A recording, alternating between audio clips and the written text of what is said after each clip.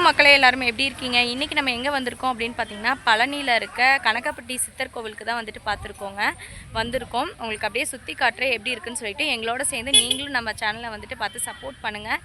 பிடிச்சிருந்து அப்படின்னா கண்டிப்பாக சப்ஸ்கிரைப் பண்ணி சப்போர்ட் பண்ணுங்கள். இந்த ஓட்டு வீடு இருக்குது பார்த்தீங்களா, இதுதான் வந்துட்டு அவர் வாழ்ந்த வீடு. உள்ளே வந்துட்டு பார்த்திங்கன்னா கேமரா வந்துட்டு அலௌடு இல்லை.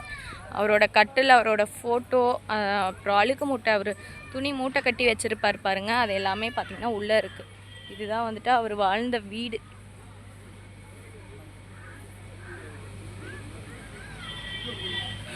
இந்த மரத்துலேயுமே நிறையா எப்படி சொல்கிறது, வேண்டுதலுக்காக பார்த்திங்கன்னா கல்யாணம் ஆகணும், குழந்தை வேணும்னு சொல்லி நிறைய கயிறு, தாலி எல்லாமே கட்டியிருக்காங்க.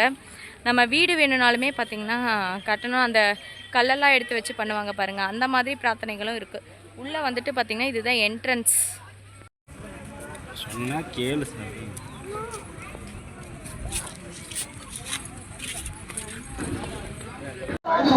ஹாய் மக்களே, எப்படி இருக்கீங்க? நாங்கள் வந்துட்டு இன்றைக்கி பழனி கனகப்பட்டி சித்தர் கோவிலுக்கு வந்துட்டு வந்திருக்கோம். இன்றைக்கி வந்துட்டு பார்த்திங்கன்னா பௌர்ணமி பூஜை. கரெக்டாக மதியம் பார்த்திங்கன்னா இப்போ 12 மணி போல் இருக்குது. கூட்டம் பார்த்திங்கன்னா பயங்கரமாக இருக்குது. வந்ததும் பார்த்திங்கன்னா நம்ம ஆள் வந்துட்டு வேலையை காட்ட ஆரம்பிச்சிட்டாரு.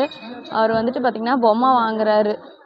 நம்ம வாங்கி கொடுக்காம போகலாம், பட் வாங்கி கொடுக்காம போனோம் அப்படின்னா அவர் நம்மளை வச்சு செஞ்சுருவார். அதனால் அவருக்கு பொம்மை வந்துட்டு வாங்கிட்டுருக்கோம். என்னடா வாங்கினேன்? பொம்மை வாங்கியிருக்கான். இந்த துப்பாக்கி எத்தனை வாங்கியிருக்கானே தெரியாதுங்க. அத்தனை துப்பாக்கி வச்சுருக்கான். இருந்தாலும் துப்பாக்கி வாங்கின பொம்மையே தான் திருப்பி வாங்குவான். புதுசாக ஏதாவது இருக்குது வாங்கினானா அதெல்லாம் வாங்க மாட்டான். உள்ளே போயிட்டு பார்க்கலாங்க எவ்வளோ கூட்டம் இருக்குன்னு. முடிஞ்சால் நான் உங்களுக்கு சாமி எல்லாமே காட்டுறேன். உள்ளே பயங்கர கூட்டமாக இருக்குது. இவனை வச்சு சாமி கும்பிட முடியுமா இல்லையான்னு தெரியல. வாங்க நானும் உங்களுக்கு காட்டுறேன்.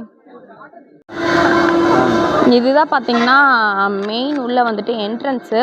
உள்ளே வந்துட்டு அவர் வந்துட்டு படுத்திருந்த இடம், அப்புறம் அந்த தியானம் பண்ணுவாங்க பாருங்கள், அந்த இடம்லாம் அங்கே இருக்குது. நான் காட்டலை, நான் மறுபடியும் காட்டுறேன். இதான் வந்துட்டு என்ட்ரன்ஸ். உள்ளே பார்த்திங்கன்னா நிறைய கடைகள் எல்லாமே இருக்குது.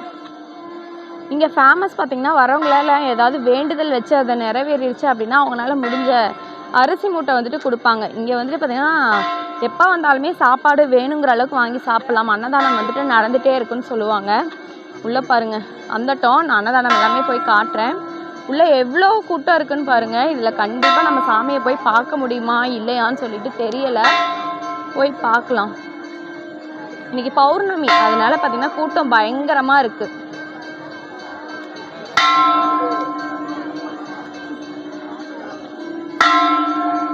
எவ்வளோ பேர் இருக்காங்க பாருங்க.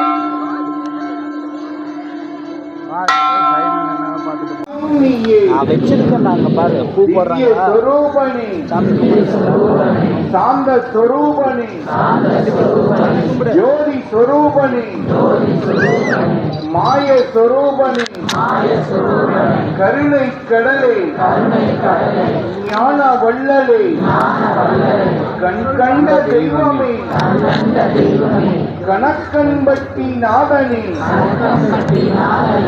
அதிசய பிறவியே, ஞான குருவே, எல்லாம் நீயே, சத்குருவே, உங்களை நாடி வரும் மக்கள், உங்களை தேடி வரும் மக்கள், உங்களை நம்பி வழிபடும் மக்கள், உலக மக்கள் சபையில். இங்கே தான் பார்த்தீங்கன்னா அன்னதானம், பட்டு இப்போ ஓப்பனில் இருக்கா க்ளோஸில் இருக்கான்ட்டு தெரியலை. அங்கேயும் பார்த்திங்கன்னா பயங்கர கூட்டமாக இருக்குது. சாப்பிடலாம் முடியாது, சும்மா வீடியோக்காக பார்த்தேன். பாருங்கள், இதோ கோவிலும் இருக்குது.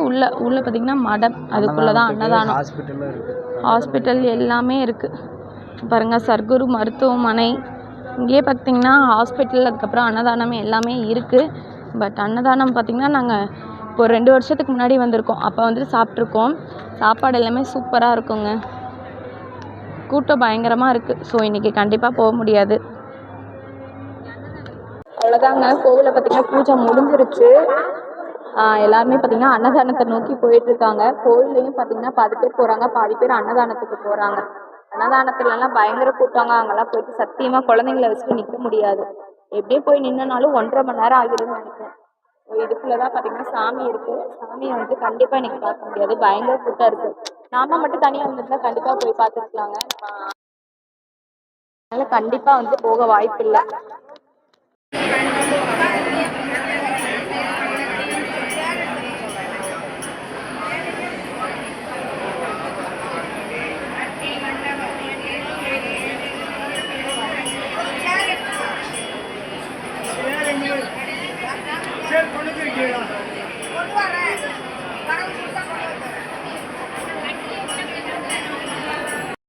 சாமி வந்துட்டு காமிச்சிருப்பேன். கூட்டமாக இருந்தது. நாங்கள் அப்படி தாங்க நின்று சாமி கும்பிட்டு வந்தோம்.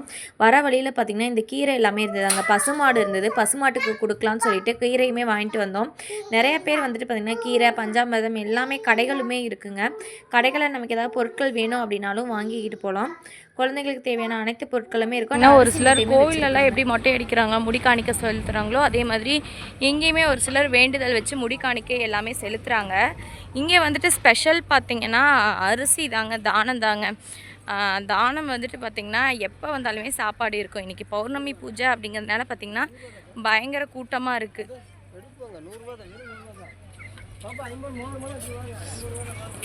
அதோ இந்த ஓட்டு வீடு இருக்குது பாருங்கள். இதுக்குள்ளே தான் வந்துட்டு அவர் வந்துட்டு தங்கியிருக்காரு. உள்ள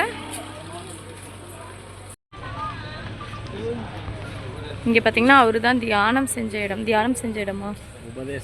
உபதேசம் சொன்ன இடம். இங்கே உட்காந்து தான் பார்த்தீங்கன்னா அவர் வந்துட்டு உபதேசம் சொன்னதாக சொல்கிறாங்க. இதை போயிட்டு சுற்றி வந்துட்டு அவரோட காலடிகள் இருக்குது, தொட்டு கும்பிட்டுக்கலாம். இதுதான் வந்துட்டு பார்த்திங்கன்னா என்ட்ரன்ஸ். உள்ளே என்டர் ஆனதுமே பார்த்திங்கன்னா இந்த மாதிரி மரத்துக்கடியில் வந்துட்டு வேண்டுதலுக்காக கயிறு, அந்த குழந்தை வேணும்னு சொல்லி எல்லாமே கட்டி வச்சுருக்காங்க. இந்த மாதிரி கல்லெடுத்து அடுக்கிற மாதிரி வேண்டுதல் இதுவுமே வந்துட்டு இருக்குங்க.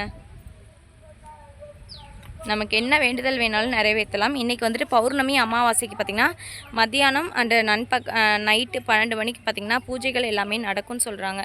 இன்றைக்கி பௌர்ணமி அப்படிங்கிறதுனால பார்த்திங்கன்னா நல்ல கூட்டமாக இருக்குது. உங்களுக்கு பார்க்கும்போதே தெரியும்.